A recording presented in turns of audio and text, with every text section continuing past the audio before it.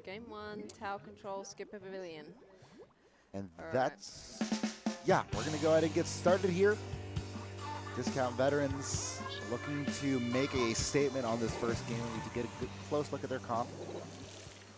Well, did you say a ballpoint come out? Nice. Yes, a lot of, well, fairly standard and familiar old-fashioned weapons coming in from those Discount Veterans, of course, and Krews up with some interesting picks here. Umbri coming in from the top side and tries to approach the tower here. Does spot out 3 from the left. Hellcat, will he be able to approach, or should he wait for his teammates? I think at that point there were 3 yellow players down there, but looks like the team has turned up, so right call, waiting for the teammates, and they've taken out all 3. It's only Jet Sculpture out somewhere. And Catchy is actually back at spawn. So they might have their Stingray charge shortly, but if they keep the pressure on, they might not be able to pull it out. And we'll have to see here. Ooh, hit marker at least we see onto here, but Umbri might have lost sight of them. Does get them back on. That's a 2-on-1 all of a sudden. Umbri faces has to dip on back. In the meantime, March back to run tower. Does spot out 1, but will they be able to stay alive? Does get Newcomer down. Ooh, nicely done. But Krews had a bit of good momentum there. They're still not done yet. Okay, Silver takes out that last player, so it looks like the tower's heading back to the middle.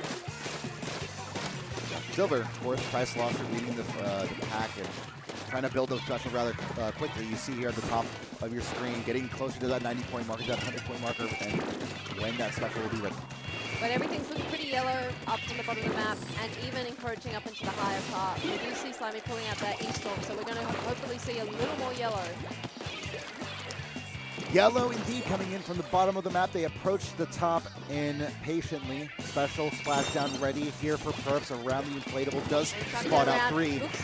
Yes, here we go. Gets the splashdown, but not sure if they picked up anything. Looks like no switch went down into the low left. Yeah, it looks like they were able to counter attack rather effectively there, and Dazzle now on the attack, getting closer towards that second checkpoint. Does have the support and following up from the team players in front of him. Inkstorm coming up. This is looking like a great opportunity on the second checkpoint. Yeah, so I think Discount Veterans had the right idea with their flanks and what they were trying to pull off there, but unfortunately it just didn't quite come together. And now here is Krews sitting on that tower, about to break through that checkpoint.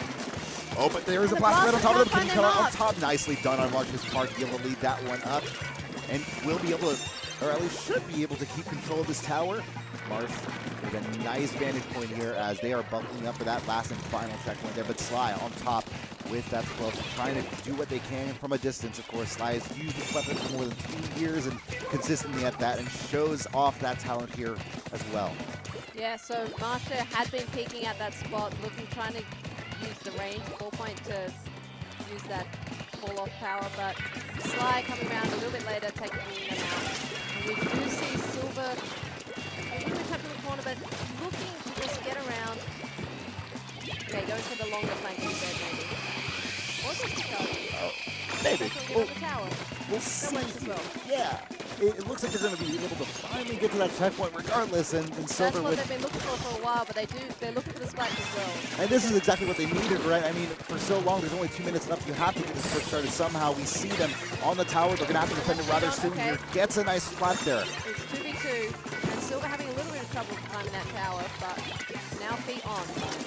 And there's just that pressure for the torpedoes. When you know you're being chased, but you don't know where the torpedo's coming from, it's just something to think about, right? Yeah, you would, and unfortunately, you saw that they recognized they did have to back off, but unfortunately, they couldn't even check their back at that rate. They didn't really have the teammates nor the ink in front of them to swim to really afford that comeback. And now, once again on defense, we've seen this time and time again.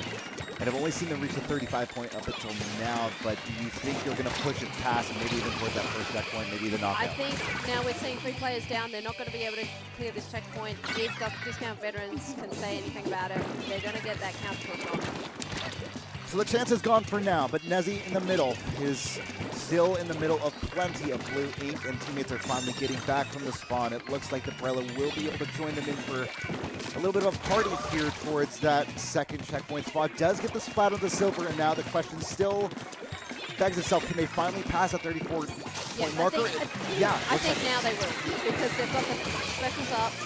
Umbre's there able to withstand a little bit of Stingray, so they're going to be able to keep the pressure on here. There's only 30 seconds left, so Discount Veterans need to be thinking about, are they going to be playing overtime? They've got to push it all the way across the map. And it it looks like overtime is certainly the thought here for the yellow side, but there's only 15 seconds left remaining, and of course, nobody yet removed from the blue side. You do see that Stingray come out, but Herbs is the only one near the tower at the moment, and he's seen. And Umbry takes care of them like hard that. denied. Not able to get feet on tower, no overtime, very strong first game.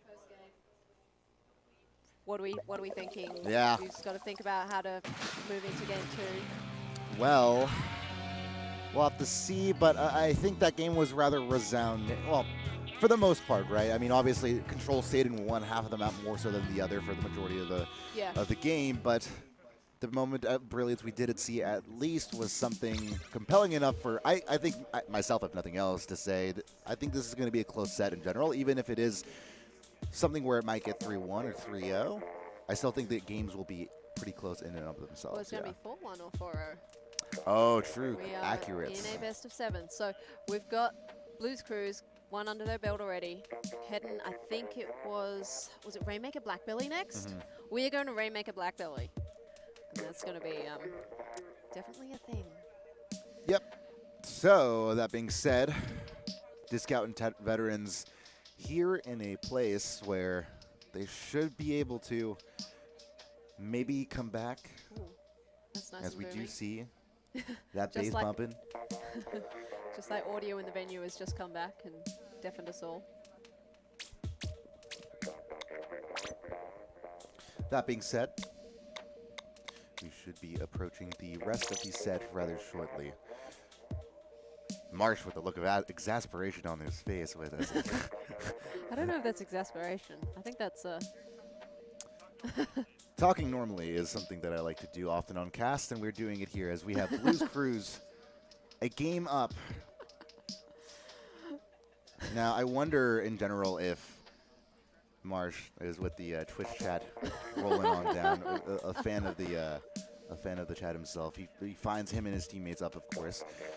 Don't check Twitch chat midway through a set. That's how you get tilted. No. That's standard protocol. Oh no, you take their power. No, yeah. Twitch chat, give me power. No, that's where the whole Twitch chat semi-energy comes from. It's like when you got the booyah bomb up. You go, booyah. Okay. No, but genuinely, people do do check like Twitter or Twitch as like a means of like, dang, I'm just like in the dumps right now, or even beyond that, just like what's happening. And when you see that kind of support, it can definitely level your game up. With that being said, we do. Yes, everyone needs the biggest pep talk before heading into Blackbelly Rainmaker. Yes, is that what you're saying? exactly. Like, you just need Twitch chat's power. Give it to me because I'm going to head to Blackbelly Rainmaker and I just need your energy. I need a level head and a Tylenol. That's it. Because, look, any moment of lapse consciousness, you have lost Blackbelly Rainmaker. They're going to come right through the middle of that little block and onto the podium. Right on, and that podium is exactly where we see a lot of the action coming in at the beginning of the game. Yeah, so setting that early lead. Now, there is that sort of far right push with a little ramp. If you've got the walls inked up in advance, I think that's a good push to make. But the way you always get people off guard is always just charge straight in their faces. They never expect that, even though that's what always happens. Happens a good bit. We do have Blues Krews approaching the middle of the map here with the... Both teams going for that early pop, and we do see Purple getting popped first. Purple's taking out Dazzler, and we've got Marsh with that Rainmaker. Oh, great splat on Purps, and we're trying to maybe open up this path here with teammates jumping in for support as well. We've got Stingray on Rainmaker. Smart Rainmaker shots, but not enough. That Stingray is a little bit tricky to get out of, especially with the Rainmaker, especially in that angle, and especially when surrounded by the opposing team in that fashion. Purps here right next to the Rainmaker, but not really support. They need to be able to get onto it for now. Will back off just a second. It does end up getting Purps looking for the flank here maybe, but as they go for that, there is an inkjet coming from their side. Ooh. Was that? Oh, okay. No, it was the Tetra. Okay. Umbra right below them. That opens up an opportunity here comes Marsh for the coming, purple as side. we said, charging straight up front. And that Booyah Bomb plus Stingray takes them out. 60-point marker there. That's actually not too bad for the defense, honestly. On that first push, it's so easy to go from 100 to 40 to 30, and they're going to continue that and move it towards that direction. And they are moving in with that splashdown to improve their lead, and this is going to be a knockout. Nice knockout coming in from Blues Krews to finish that one rather shortly there. As Blues Crew is able And if to... you blink, you missed it. Yeah, no, exactly. Absolutely. Able to get that first push, and it seemed like it might have stopped for just a second there. But Blues Crew is able to wrap that one up, get a couple of kills in front of the Rainmaker, and pave a path for that Rainmaker, so to speak. So again, Blues Crew is moving forward with this one as it moves into the third game now. LCAT, do you see signs of a potential room for movement here, on discount veterans' part? I'm going to say it's actually going to depend on how long we spend on the menu right now, because it's about getting in the right mindset. You're thinking about that. Think about your comps. Think about where you're going to be supporting your teammates. We're going to a slightly less frenetic map, hopefully. There's nothing more frenetic than Black Belly Rainmaker. Yeah, exactly. That's definitely one to get you on your So in Wahoo World, they need to be thinking about their flanks. They need to be thinking about who's going to be positioned maybe on bridge when it comes out, goes back. And who's going to be maybe moving around the carousel, the pit, as opening up those opportunities to cut off any pushes into zone. So Wahoo is one where holding zone, it feels easy, and then all of a sudden, like, your defense falls apart. It really is. And so Wahoo, Splat Zone's coming up, and for me, it's one of, in general, the more fun ones to see, I guess. Yeah, I really like this zone. Like, pretty much every special has its place on trying to hold it, trying to cap it. Like, you've got your bubbles, they can bounce around, they can, like, easily just instant cap. Splash down in the middle of it, very powerful. Baller, same. If you're in the middle, you've got, excellent coverage. Inkjet, Stingray, they're all about denying maybe those flanks and, like, keeping an eye on the sides, or just keeping people unable to, settle in. Because once you've settled in on Wahoo, you've got a nice, good position. Yeah, you really do, and I just find that I find that's what's really interesting for me about it is just it's a rather simple map. In comparison to the environments of the Skipper Pavilions or yeah, it's really just that zone in the middle, a little bit of verticality to it, and there's not really that much to think about, but there's complexity in that simplicity too. At the same time, it allows for a lot more. Especially with when choosing what equipment you want to bring out to the map, it just makes the options there that much more simple.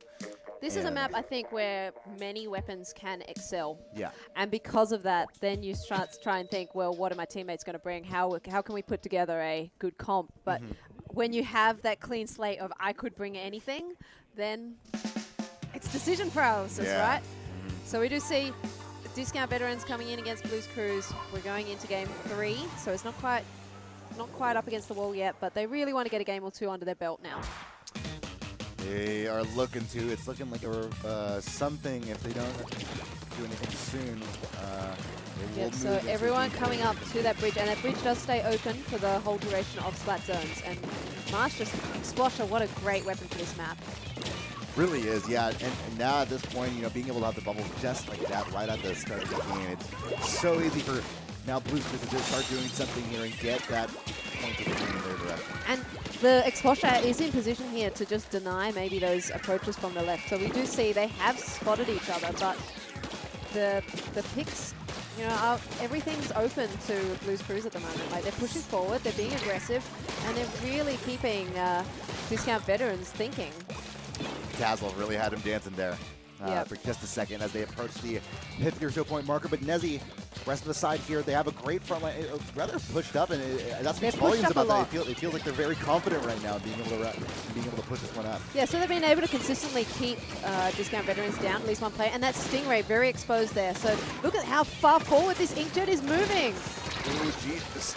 Awfully aggressive. Perps, of course, and with the timer down at 20, they can afford to be this aggressive because we've got like 3-4 players all still back at spawn. They are not even going to be able to get to the zone fast enough to neutralize. And with that bomb rush coming out, it's not on the zone. So I think this is a very quick knockout. Yeah, that's going to be the quick knockout. And wow. 3-0 so for now. Blues Crews just got discount veterans completely left-footed. What? Love it. Yeah, we had Slimy thinking, I think, leaving the setup after they presumed they lost in a best of 5, but it is indeed a best of 7 we are moving on to Slimy. As long as he doesn't delete his save data. Right, that's right, fine. yes, so we got to play one more and losers bracket. Knock But on wood. it's not losers bracket yet. Mm-hmm. Are we going to see reverse sweep? Do you Good think? question. We'll find out soon, you know. But in terms of reverse sweep, I have my hopes. Or does Discount Veterans just now think about, really, we just need to settle our nerves, and maybe we're going to win this one, maybe we're going to lose. It doesn't matter too much. We've just got to focus on the rest of the bracket because we still go into losers finals.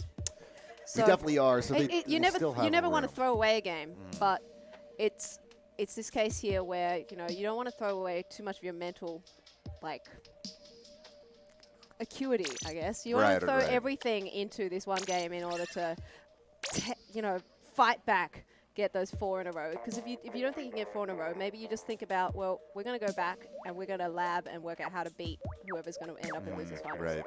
But on the other hand, the advantage that you get out of winning this, it will make the reverse sweep that much worth it. Going into grand finals, not having to look at the bracket reset to win the tournament, everyone wants to be in that position. They really do.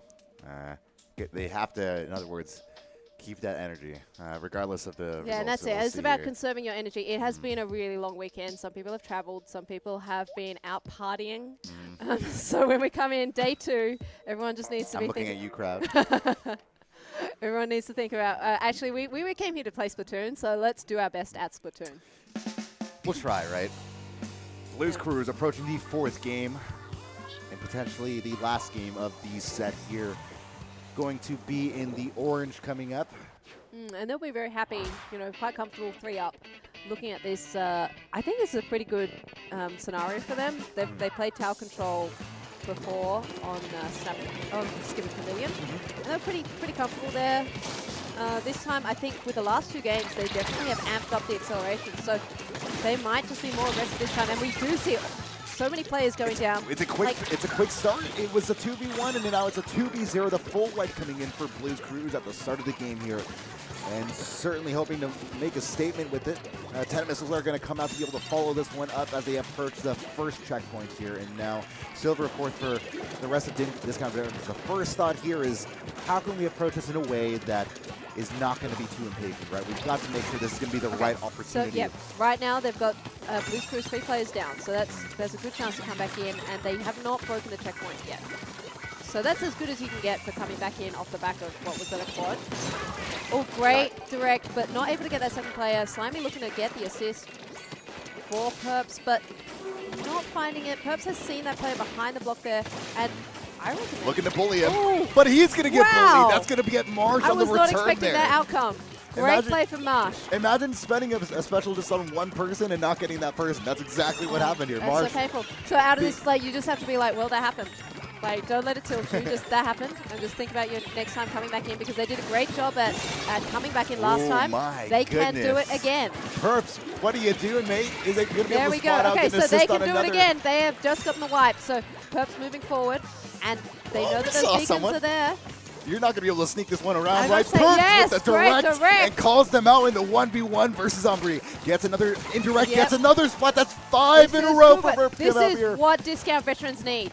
And this is very much DPG 2016-esque. But Perps is starting this potential comeback off with a bang here. Okay, so they are on the tower, but they have the stinger to follow it up. But they have to make sure they get the manpower. Gets a splat. Inkjet's coming up for Marsh. Will he be able to at least put this offensive to a stop and say, Perps, you're not the only one that can put up some damage? But no, that's going to be Perps returning the favor to him as they approach the 64, the 63-point marker. Will they be able to keep it up? Yes, they will. Yes, they do get the lead, and that's a broken checkpoint, right? So they're not going to have to sit there again. Right, exactly. And Blues Crews now on the back foot.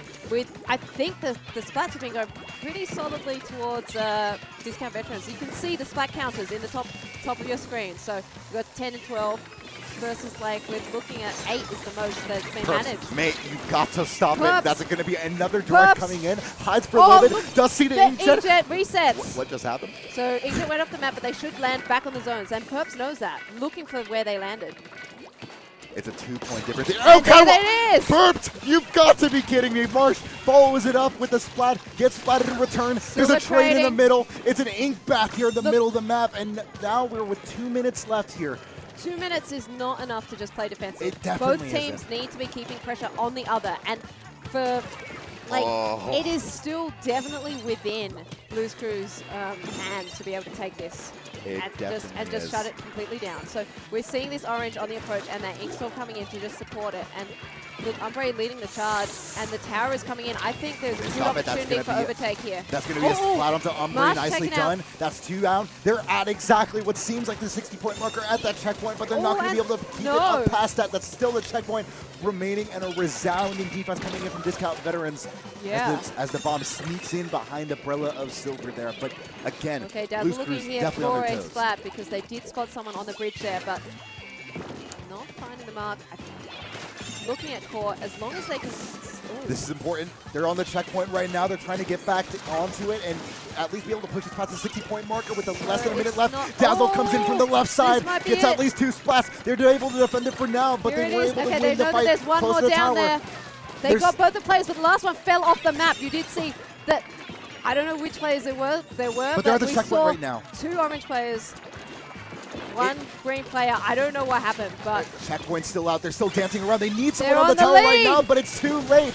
Sly was able to put on some shots at the tower, but at that point, the shots from his sculpture was not going to be enough to be able to get the player hiding behind that pedestal, and that's going to be potentially the game there and the set. Sly brings out the Stingray. We got 20 seconds left, so here comes Stingray, and it's not in position to stop that tower push. Sly dunked on behind the Marsh.